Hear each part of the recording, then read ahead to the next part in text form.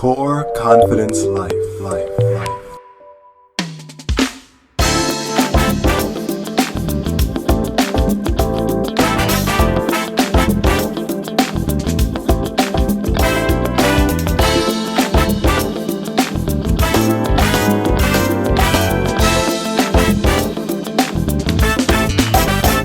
Welcome to the Core Confidence Life Personal Development Podcast. I am your host, Dennis, broadcasting right here in your earlobe here in New York City. If you want to get in touch with me/us, all you've got to do is follow us on social media. So you can just hit me up, Dennis R. Sumlin.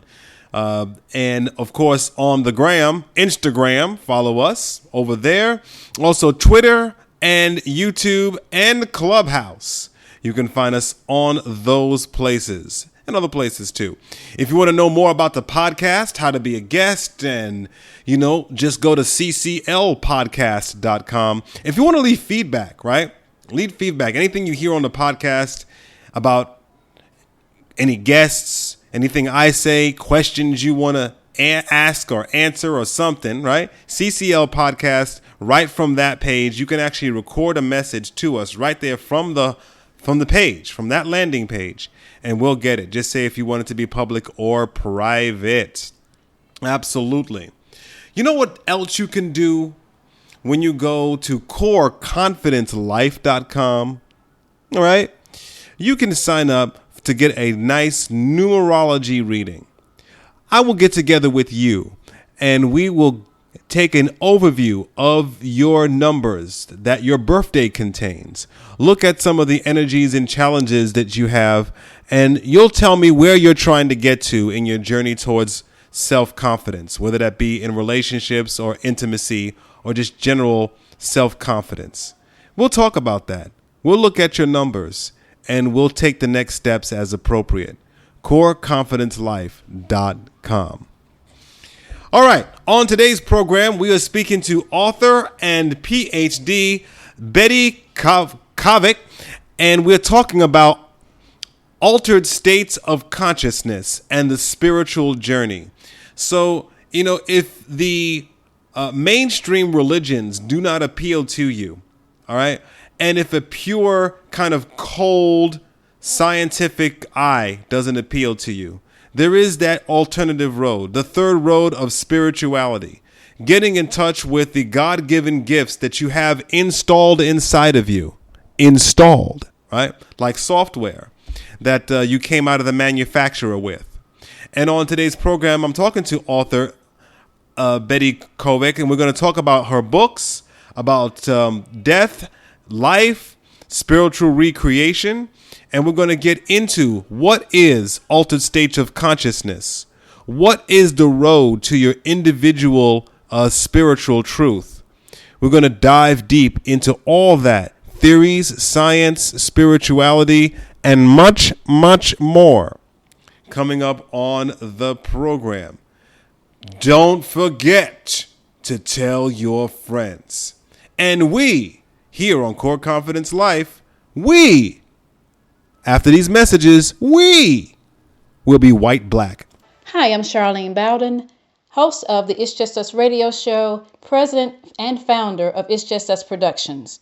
It's Just Us Productions is a cross-media company that produces radio and TV programs that are heard and seen by national and international audiences. Visit our website at ijuproductions.com, follow us on social media, and tune in on the first and third Mondays at 7 p.m. Eastern Standard Time for the It's Just Us radio show on the Artist First Radio Network. Hey, Betty, how are you doing? I'm okay. How are you? I am doing well. So tell me about altered states of consciousness. Tell everyone a little bit about you. What do you do? What are you a PhD in? And what is altered states of consciousness? What is that? Is that the state of Virginia? What is that? Okay. Well, I spent most of my life, studying and then teaching in college. And I started teaching in the 60s. And the 60s were somewhat like today. I mean, everybody was questioning, students were questioning everything. And so I taught comparative literature But I taught mythology. I started a course in mythology and symbolic language, which, as some have said, mythology is the study of someone else's religion. It certainly is about spiritual traditions of the world. And the students and I just started learning all kinds of things. It was very exciting in those years. And so I continued to study and teach. And when I went to get my PhD, I did get it in comparative literature, but also symbolic language, because I really wanted to understand the theories of symbolic language. What's it all about? Where do the symbols come from? And I learned a great deal in the university, but I learned perhaps even more on my own about symbolic language, because symbolic language really is the language of dreams, of visions. And of course, they find their way into fairy tales and myths. So what are altered states of consciousness? We have known about this, our species, from about 40,000 BCE. And altered states is exactly that. It's altering our ordinary consciousness that we need to buy groceries and live in the world. But we have, as it's sometimes been described, we are all in and of universal consciousness, but we have a valve that limits that vast knowledge so that we can live everyday life. But we need to learn as human beings, as a species. We did learn very early and then forgot, and it was suppressed, how to open that valve so that we can experience more of this universal consciousness that we all are. So that would be altered states, and there are many levels of them. That's the universal consciousness, which we all are a part of. Exactly. We are it. That's right. We all come from source. I always say we come from source. We're in fragments here on Earth, but that's kind of a semi-illusion, because we all come from source, and we have the power that source has because we come from that. Yes. And we're like a hologram, because every little piece has the wholeness in it. Yes. Now that's powerful, folks. Listen to this. That's very powerful. Every piece has the wholeness within it. That's great stuff. So, all right. So tell us more about this. How did you get into this? Like, what interested you in diving into this metaphysical field? I guess the metaphysical science, I guess they call it now. What first piqued your interest in all this? I think as a kid, I grew up with a brother who was 3 years older, and we just played all day long. We were out in the country, and we were just always wondering, children ask all kinds of questions, and we would ask questions. We'd try to figure out the answers. And I remember my brother one time went up to my mother and he said, "You know what I'm going to do when I get to heaven? First thing I'm going to do is walk right up to God, and I'm just going to ask how come all this anyhow." And so I think that was kind of the question we had, And I remember we used to play a game. What if there wasn't a world, And we would try to do that, think that, try to imagine what it would be with nothingness, which of course, just as we thought we got there, the whole world came back in on us.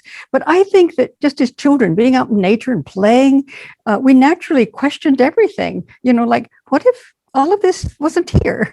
And so those questions continued. And when I was older, I, of course, heard the religion story, and that seemed beautiful.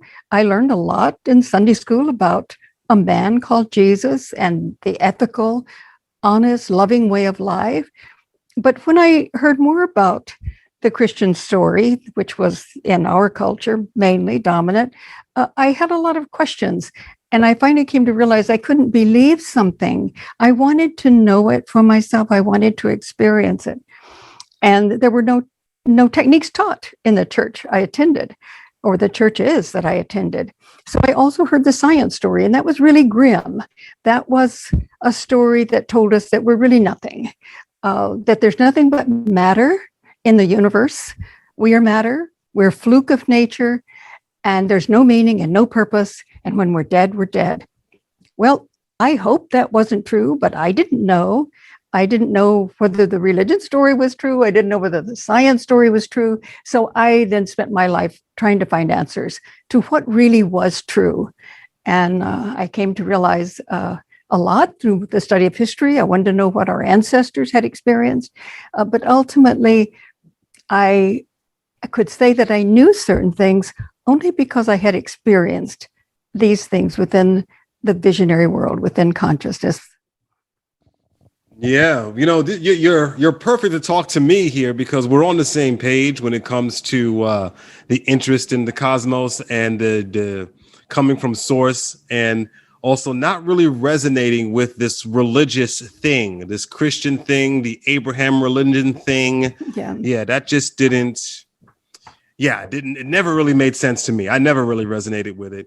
That's it. Didn't make sense. No, I never resonated with it. And I knew, and it's funny you bring up the science aspect of it. What people forget about science is that quantum physics is also science. So you look into science. Oh, we're all just nothingness, and we're all going to just dissipate. Quantum physics has a little bit more to say about that. Yes, it does. So you can have a scientific point of view and get close to the edge of spirituality, and then you'll be able to make that leap if you want to. Some people who just don't want to make that leap, they may be scared of what it might mean. Well, it's true. We do have to let go of our fear. But quantum physics, I love what Paul Levy, who's a Buddhist and a therapist, said. He said, quantum physics is our dream to heal ourselves. We had a very limited science for several centuries. And I talk about that in my book, Merchants of Light, why it was limited. It was limited to the material world, oddly, by the church. That the church would not allow the scientists to study the inner world of consciousness or experience. They had tried to do that, and there were several Renaissance periods in which science and mysticism were awakened, you might say, in the world, and there was a real effort to bring science and spirituality together. But the church destroyed those efforts. And when the Royal Society of Science was formed in 1660, scientists could not study spirit or consciousness. So it was very, very limited. But the scientists made full circle in the 20th century when they discovered quantum physics. But they didn't know what they had hit. They knew it was something far beyond the limits of old science. And so now we're beginning to realize through quantum physics, of course, that there are multidimensional worlds. There are many dimensions of reality. And what is so beautiful and important about it is that consciousness creates matter. That's so important, is that consciousness is primary. It comes before matter, it creates it, and when matter is gone, consciousness is still there. So we are all immortal, and that's what our ancestors wanted us to know. Absolutely. And I'll toss in there that, because our soul, it's energy, our body is just kind of a shell for us as souls and energy. And energy doesn't really die. It changes form. Yeah, exactly. And this is proven every day with, melting ice. The higher you turn it, it goes from ice to water to vapor, but it's still the same energy. It's still the same compound, just changes form. Exactly. Yeah, that's a great example. Yeah. And so I just got to get this. You hear that, people? The church stopped the progression of quantum physics and knowing us for who we really are. You see that? So that's good. I'm glad you pointed that out and gave us a history lesson on that. It's a sad story, really, a sad story, but it's true. It is. And, it reminded me of another interview I did a while ago. And he was talking about, how the church, I think it was a Catholic church, they stopped.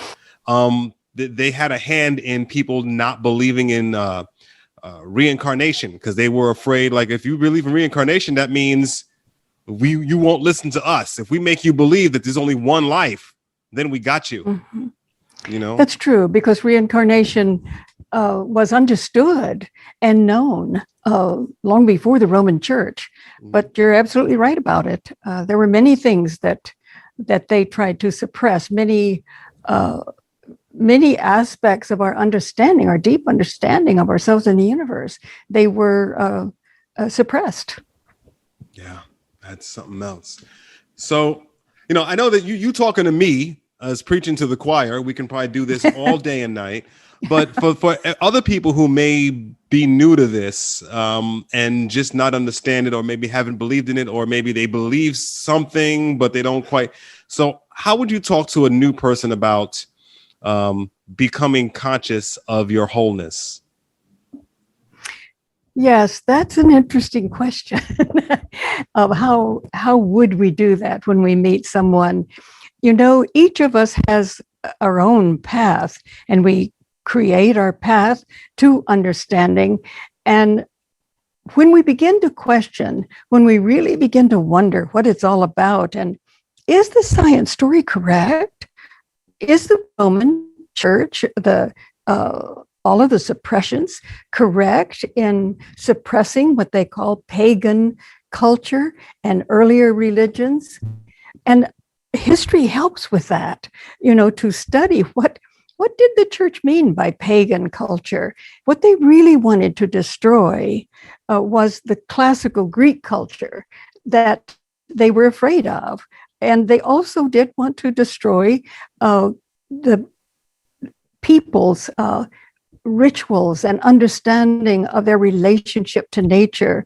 So, I mean, that was so integrated, the love and understanding of nature into their daily lives. They wanted more than anything else to understand the laws of nature, to live by those laws in a sacred and meaningful relationship.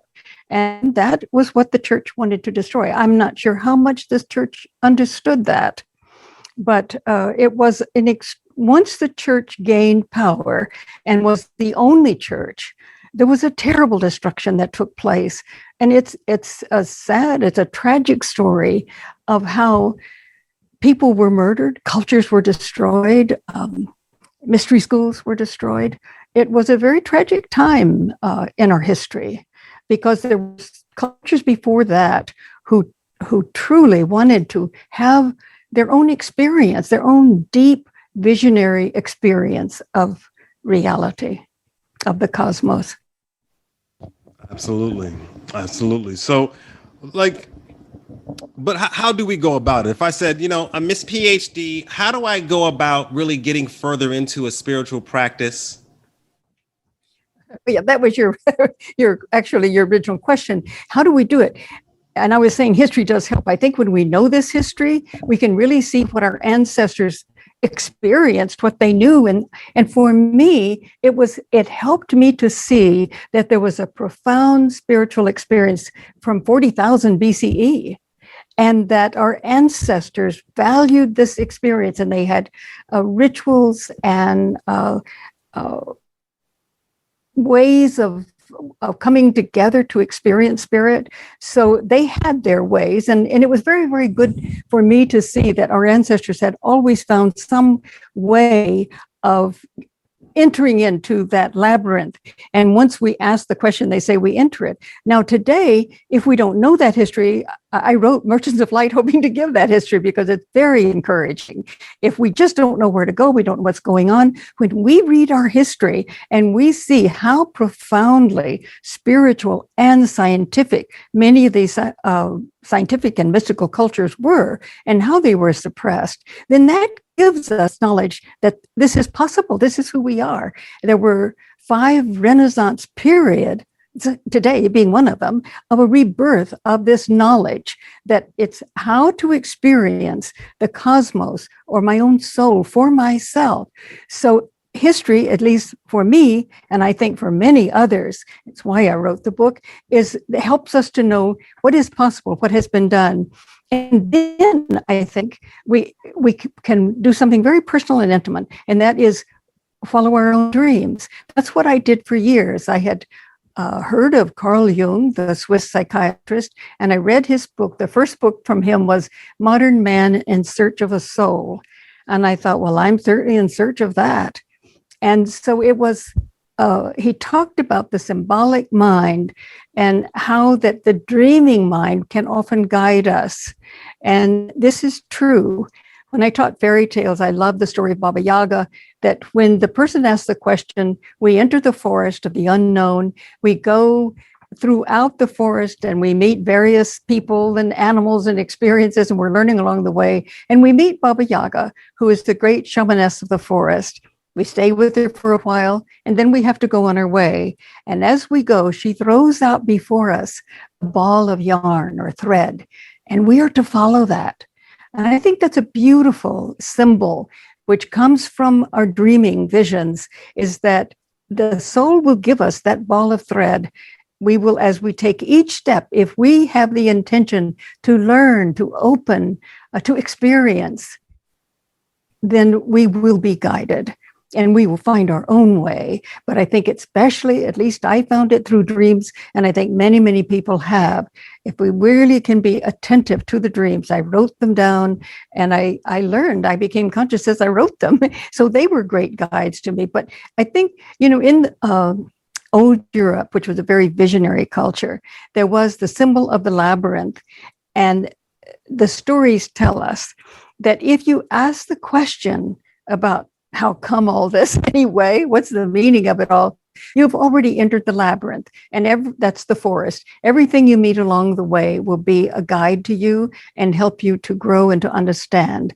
And if you keep on the path, it's not a maze. It's a labyrinth. It will lead you to the center. And as you go around and around and have all of these experiences, when you finally come to the center, we are told there you will confront the divine, the cosmic mind, not as other, but as self. So it's an individual journey that it's our intention, our questions, put us in the forest or in the labyrinth. And then the teaching begins, and it's different for everybody. I definitely agree with that. It is different for everybody.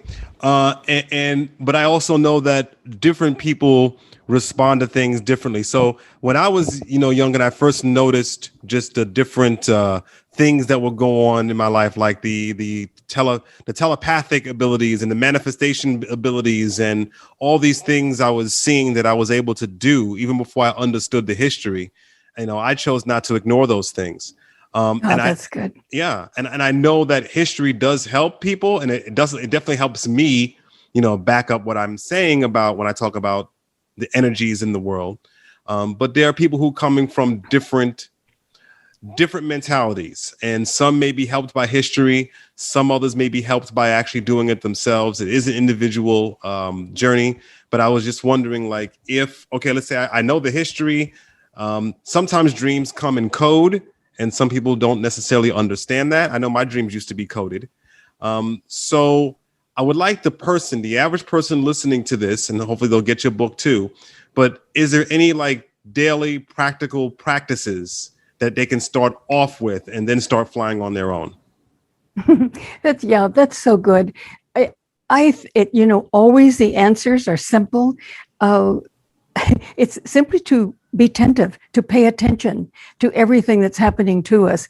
There's so many things that we overlook, that we don't see as significant. But I think that if we really think that we will live each day as attentively as we can, that's going to tell us what to do. If there is a problem, to contemplate that problem. What role did I play in it? And so on. But there are other things. Some people, of course, do meditation, and they find that deeply helpful. Other people say, I can't meditate. I can't do it that way. But, even through athletics, running, many people have had experiences with that as a technique, and also music.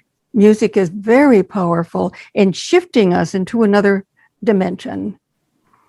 And dancing is certainly very powerful. When you dance, when you move the body, you begin to feel a different way about life. You don't have the same fears or questions. It just suddenly you perceive life differently. Some people write, and in the writing, they feel a deep connection to spirit, and they feel it's almost a meditation when they do that. So I think, again, there are many different ways, and we find our own way. Now, since all of the brain components are connected to the heart, we should focus on that. And there is a heartmath.com heartmath.org, in which we can read about that. They've done a lot of scientific studies on the brain components connected to the heart, and that if we focus on breathing through the heart, that this helps to integrate the various brain components with the heart, and tremendous amount of frequencies are released by the heart to the brain. And if we just, sometimes just putting your hand on your heart and imagine breathing through it and letting the air out again and connecting with the cosmos in that way, you may not feel anything right away, but the brain is sending a tremendous amount of frequencies. The heart is sending tremendous amount of frequencies to the brain. And so then that circular process, that's a way. Now, many people feel being in nature, connecting into nature, because that's our other body. We are actually a part of nature. Her laws are our laws too. So it's, I think I don't know more to say. No, that was good. No, that's what I was looking for. I'm looking for the everyday person that may come across these things. I know that, when you're speaking to someone, you're speaking because you know this stuff already. You wrote a book on it. You're a PhD. You know it, and I lived it before I even studied it. But to some people, but to some people, that's a little heady. And I want more people to be more aware of who they are, and so that's why I kind of rephrased the question 3 times. So because I want to be able to get people to get the practical, like, okay, what's the first step? Let's meditate. Let's be mindful. Let's think about our actions. Let's reflect on what role I had to play. Let's figure out a way. Let's work out and pay attention while we're doing athletics. Like, I want people to be able to be mindful. This reminds me of somebody I knew, and he was here. I don't believe in religion. I don't believe in astrology. I don't believe in this. I don't believe in that. He claimed to be an atheist. And so I said, okay, you don't believe in anything, religion, astrology, everything is fake. And so I asked him, did you ever do something different than your normal routine? Let's say you walked down a different block because you had a different feeling. Oh, well, maybe I think I'll go this way this time. And when I ask most people that question, they go, yeah, everyone has had times where they've listened to their instincts and made different decisions on that one individual moment. And they never think about it. And I said, well, didn't you have that happen to you? He said, yeah. I'm like, well, who told you? Nobody. Well, so it was a feeling inside of you. No one told you. You didn't know for a fact that there was a pit bull that way, so you should go that way. But your soul told you, your whatever, your instincts, your soul. So yes. he didn't have any words for that one. Well, the fact that science could not study anything but matter gave us this very limited, and now we know from quantum physics, incorrect worldview, which made many people atheist. That was born out of that limited worldview. But, and I think that so many are still caught in that several centuries of very limited science and don't really yet understand that quantum physics just blows that up. But it's very difficult, I think, in the Western world. I think we're trying to discover, just like you gave that person an example, we have to discover in our own way how to let go of that really incorrect worldview and see what we can discover. And if I think about that, I think about my husband was he was very kind and very gracious toward me with my interest and did everything to support me, but he wasn't really interested in the visionary world. And I went to Peru twice to work with shamans, and I came back and I wanted to tell him about a particular vision I had in Peru. Why I waited until he's reading the sports sections of the LA Times, I don't know. I look back at that and think that was really stupid on my part. But he tried not to look at it and listen to me tell that experience, which had been very powerful for me. And then I could see his eyes going back to his newspaper. And I said, Istvan, you're not really interested in this, are you? And so he had to admit, he said, it isn't that I'm not interested. It's that I have never experienced anything like that. And I don't know how to relate to it. I simply can't relate to it. And well, that's honest. And I understand that. He was open. He said, I have no doubt that you experience that. And, it was later when our son was killed in an automobile accident. Actually, he had a vision 2 weeks before of exactly how it happened. And then after PH.D. died, our son died, we were in touch with him powerfully. And my husband actually was the lead and the root of that experience for me, because once he had those experiences, I remember the first experience he had with our son after his death. And he sat up on the side of the bed and he said, I had no understanding of what you were talking about. I will never look at the world in the same way again. And he didn't. He was stronger than I was. Now, with our son, he was different. From early on, he was interested in these things and open to them, and found his own way. So we are different. But I think that my husband's a good example of how we once experience that other dimension of reality. It's like you never change. You are changed forever. You will never go back to the old way of looking at the world. Absolutely. And it does, it does take someone's individual experience with this stuff, because it's not a roadmap necessarily, And I definitely agree with you that the reason why there's so many atheists is because of religion. I absolutely agree with that. And most of the time when I hear atheists, I ask them, why are you an atheist? And then they start down the Christian road or the Abrahamic road or the Islam road. I'm like, yeah, that's why you're an atheist. So you haven't been allowed to think of spirituality in a larger context. Yes, and we now know that the first temple tradition in Judaism was a shaman mystic tradition. And when much later, when that was destroyed, of course, around 621 BCE, and later there were Jews who remembered that tradition. And that we can see is the root of the Christian tradition. Jesus actually was a shaman mystic. And we now know that there was a hidden tradition which Jesus taught. And that, of course, is the tradition of going inward. It's gnosis, experiencing the cosmos for yourself, not taking the teachings or believing, but knowing. And in the Nag Hammadi texts, which were found after World War II, there are also teachings of Jesus, which the church was going to destroy. And so they were hidden and buried, and we found them after the war. In that, Jesus reveals that hidden tradition. It's that he says, I didn't come to save you. I came to help you remember who you are. And when you drink from my mouth, you and I are one. So it was that deep inner tradition of experiencing this cosmic or Christ consciousness within ourselves. And it is written in some places that Jesus taught the round dance, that the round dance was a technique for triggering that valve open to cosmic consciousness, as the Sufis when they're dancing and whirling. But definitely Jesus wanted us to remember who we are. And those texts make it very clear. We are not to follow the Christ.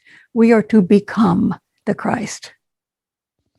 It's interesting. You mentioned Jesus being a shaman. I've always said, he was probably a Zen master or something like that, because I'm sure. Yes, that's a good thing that's a good way of looking at it. Yeah, the Zen master, because I said, you know what? It's not that he did what everyone calls magic. No. He did things that the average person at the time didn't know how to do. So when you don't know how to do something, then you might think it's magic. So, maybe he was able to read. Maybe he was able to read people's minds or predict things 2 weeks down the line, like we were speaking about earlier. I've done that. I'm sure you've done that. So he was probably doing these kinds of things, and the average person who didn't know how to tap into it that must be magic. Oh my God, he saw it before it was coming. Oh my God, he parted the Red Sea. No, he just manifested certain things that you didn't really understand the mechanics of. Yes, I think that when we achieve a certain harmony with nature and are able to live in that harmony and that consciousness, we are capable of so much more than we think we are. Absolutely. You've got to be tapped in, because I think we all have it and we all use it. I was thinking about this, like we all use it, but we don't. Like, I know somebody, she's not spiritual at all, but she is psychic. She can tell you, I mean, this is pretty, I don't want her powers. This is pretty grim. She can tell you when someone's going to drop dead. She can look at them and tell you. And it's happened over and over again, and she's able to nail it. But she does not take that leap from, oh, I have this particular power, into spirituality. It's like, oh, yeah, it was just a hunch. And she kind of just moves on. That's funny. That's just something I can just tell. And it just kind of moves on. Well, we can look at those things in various ways. I think that a lot of what we call magic are really knowing how to work with the laws of nature on a higher level, everybody, we have to take our own path to it. I mean, she has these abilities and doesn't connect them with spirit, but who knows, what those abilities are going to lead her to, eventually. Well, that's true. Absolutely. And if I look at her numerology chart, she's going to be in a 7 in the last stage of her life anyway. So she might become more spiritual. Who knows? So. Yeah. And maybe maybe in this lifetime, she wanted to experience something different. If I think that sometimes we choose to be very much in matter to try to understand what it's like to live without that understanding. Yeah. Yeah, absolutely. Yeah. I agree. Everyone's got their own path, and this is the path that she wants to, or she's chosen to live in the Akashic record stage and things like that. So, I mean, it's cool. I mean, it was a good example of someone. I think we all have instincts, powers, telepathic abilities, manifestation skills, and we just kind of, oh, I got lucky. Oh, I just kind of tell. Well, I know that so often. Oh, well, that was just, what do they call it? Not an accident, but coincidence, right? Coincidence. I'm looking for that word. Thank you. It's just a coincidence. There were so many things that happened around the death of our son, and also Ishwan's death 2 years later, that were synchronistic events. But they had deep meaning. I don't understand them entirely yet, but I know that they were meaningful coincidences. For example, one thing was that my mother was killed in a car accident 1 year before our son, and he was in the trauma center. And when the doctors realized that he wouldn't make it, they came to us and told us that. And it was exactly the day that my mother had been killed 1 year before, exactly the hour, and a few minutes after in both cases. And so I don't know what the significance of that is, but it is a meaningful coincidence, isn't it? It is, and that story made me think of I had a girlfriend years ago, and it was a long distance relationship. She would fly up here to New York. I'd go down there to Atlanta, and before we met, she had gotten into several car accidents, and somehow we ended up in a conversation about death. That's not what I usually talk about, but there we were. And she said, and I'm scared of planes, so she's like, "Oh, well, don't worry, I'm not going to die in a plane crash." And I'm like, what? Like, because I didn't know what I know now. I'm like, what? Like, how do you know you're not going to? She says, I'm not going to die in a plane crash. I guarantee you. All right. She ended up dying in a car accident. Wow. Well, then I could ask, what was the meaning or synchronicity, the meaning, deep meaning, and the fact that my mother and my son and my husband all died in separate car accidents, which no one else was killed but them. All three were killed within a 3-year period. And so when I say, well, now what's the significance and meaning of that, Yeah, it's deep stuff. And it's good stuff. I know we're talking about gloom and death and stuff, but it's also good stuff. It's also, things that you can tell ahead of time. Like when you meet someone and you instantly have a familiarity with them. Meanwhile, you don't know who they are. But it's like it's like your brothers and sisters automatically. It's also it's also the good vibrations. There's also the synchronicities and alignments that come in a good way. Like you're coincidentally drawn to something that you would, I went left and I wasn't planning to go left, but here I went left and I found some money. Like all these things are falling in place for us. Exactly. And I think in my own case with the deaths is that I had always feared death when I was younger because there were deaths in my mother's family. Her mother died young. Both her parents were orphans. And I always feared that she would die while I was a child. And I just had to figure out, is there any meaning to it? Is there consciousness after death? And of course, I had studied a lot by that time. I knew how others thought about that, but I couldn't know until I had experienced it. And the three deaths changed my life completely because I was able to experience all three of them after they died. And I came to understand my own purpose in life, why I had chosen to come at this time. And I also learned something very profound about grief. I don't look at death anymore as something dark and to be feared at all, because I realized that if someone you love crosses over into the spirit world, dies, that we are obviously going to grieve. That would be natural because we love them. But if we allow that grief to really work in our lives, to accept it, to live deeply in it, it itself will guide us to a much more joyful life. The opposite of grief can be joy, you might say. I don't see it as an opposite, though. I see it as this is where grief will lead us. It actually has a frequency that is healing. And so I don't fear that anymore either. I see that as a very creative frequency in our lives. Yeah, absolutely. Nice. So your book, tell us about your book and what's some of the highlights of that book, and what's someone going to experience when reading the book?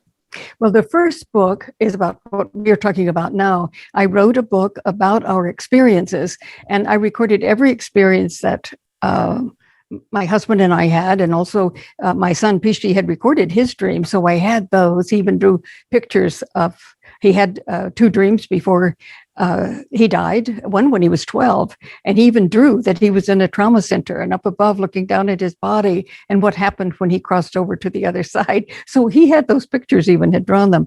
So every time we had an experience after he died, my husband and I, we recorded it.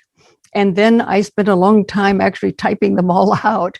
So when I wrote the book about our experiences, I had the exact experiences. I wanted to be accurate. I didn't want any publisher to try to make something of it that wasn't there. I wanted them to be accurate, and they were as accurate as I could get them. And that book is The Miracle of Death. There is nothing but life. And that's about our son's death and our experiences with him after his death. The second one is the one that just came out in 2019, and that is Merchants of Light, the consciousness that is changing the world. And in that one, I talk about the shaman mystic cultures that existed in the Western world from 40,000 BCE to the present, and how they were suppressed and repressed by the Roman Church and the state as well, and yet how that knowledge, that experience of who we are went underground in Kabbalah and alchemy and Hermeticism, in mystic Christianity, and has lived on and has actually had a Renaissance experience 5 times in Western culture: the High Middle Ages, the Italian Renaissance, the Rosicrucian period, the German and English Romantic poets, and today. That ancient knowledge is experiencing a Renaissance today in so many people. So that's what the second book is about, Merchants of Light. And my husband and I actually had experiences with the Merchants of Light. And this can be seen as an energy field of an energy field that makes it easier for us to experience these altered states, which has now been drawn to the earth. So it's an exciting time to be alive, actually, and a creative potential. All right, good stuff. All right, so where can we find your books and your website and everything?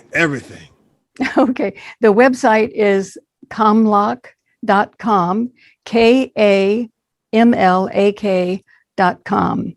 And the books can be purchased anywhere books and ebooks are sold. Kamlak also is a seller of these books, and so you could get it from there. And if you want to join the newsletter, we'll send you a copy of a chapter from Merchants of Light. So it's there are all those possibilities. All right. So what practices do you, and now you've been at this for a long time, but are there any practices that you keep up that keeps you centered? Because, we're all human. We all kind of get emotional, blah, blah, blah. What do you do to stay centered? That's such a good question. And I do different things. I think that one of the most important activities in the world is having people you love in your life, to love other people. And certainly within a 3-year period, my family was gone, but there were people in the world that I came to love. And that love keeps us balanced. It really is one of the greatest balancing energies, because that aligns our heart with the cosmos. So that is one of the most important things. And there's so many ways to love. I mean, in animals and nature, that's one thing. Then there are other practices. I find that the practice that I think I mentioned with the heart, the focus on the heart, of breathing in and out, with that focus, you can also ask a question, give an intention, and you will receive the answer. It may not be right away, but that understanding comes because when you're focusing on the heart and breathing in and out, as I said before, there are so many frequencies that the brain, the brain component, that is the heart, releases to the other brain components, and it simply helps us to perceive and understand in a much deeper way. And there are other things. One I do almost every night, and that is connecting myself to the energies of the earth and allowing them to flow up through the body, through all of the chakras and the crown chakras, and then connect with the net of light. Mystics have always known there's a net of light in the universe, and there are centers just above each of us. And in the cosmos, we allow that earth energy to connect to that center of light in the net, and then bring down that light in through the crown chakra, all the way into the earth, and fill the earth with light. And then we allow those two energies to meet in the heart.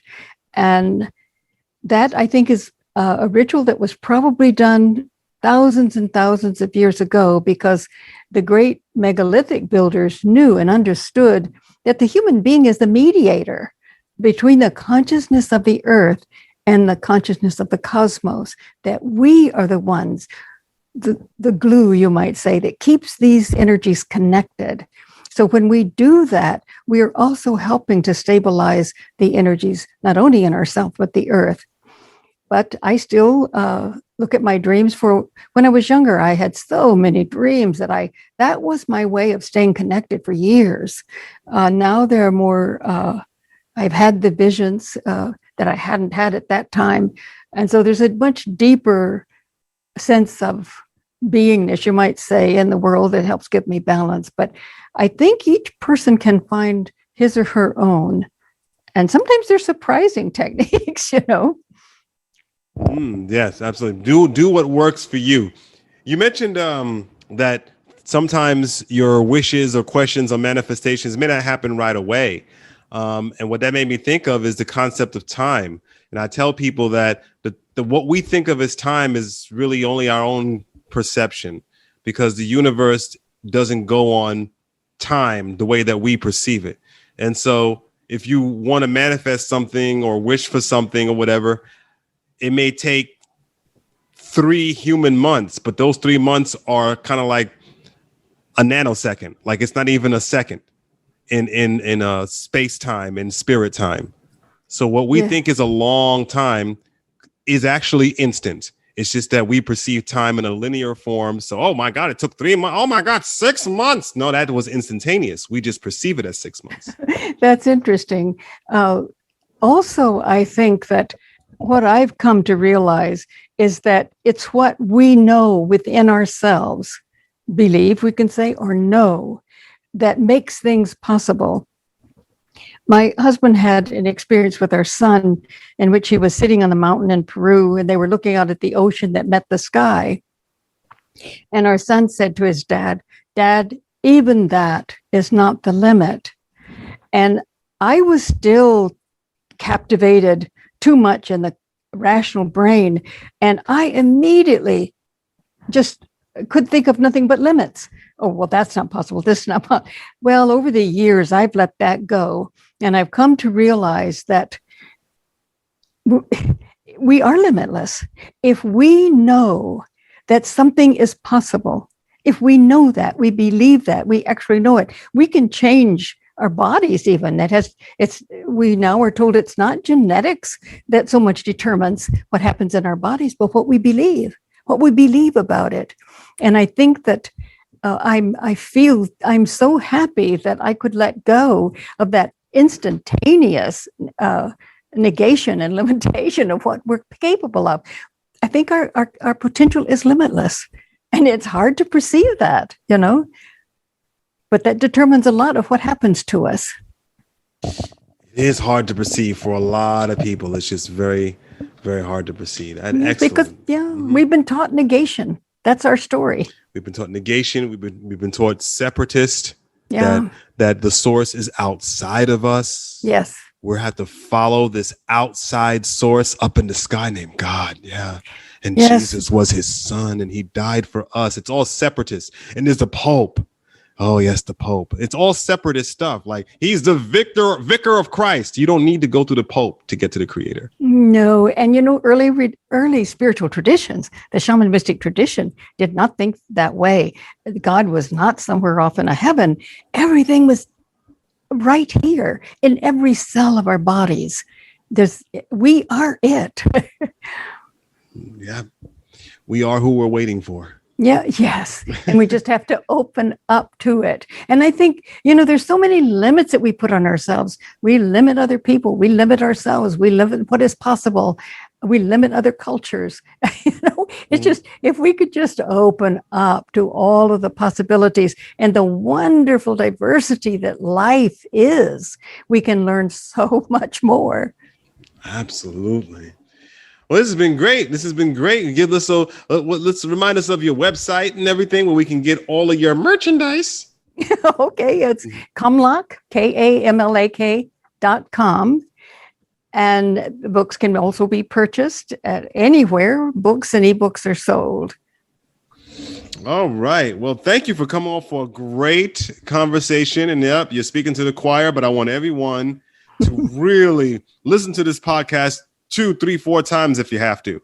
Really start getting into the idea that we are the one, and it's not being arrogant. It's not I'm God body. Oh, you're arrogant. No, it's not being arrogant. We all come from the Creator, so we all possess the powers. Yes, it's certainly not arrogant. That's a good way to put it. It's a deep humility and feeling of oneness and unity and love.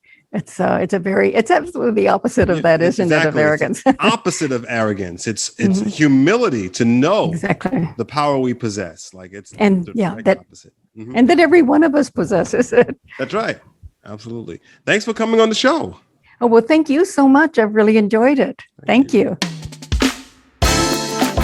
If you'd like to be a guest on Core Confidence Life to share your talents, resources, or life lessons, just go to cclpodcast.com. That's cclpodcast.com and click on Be a Guest.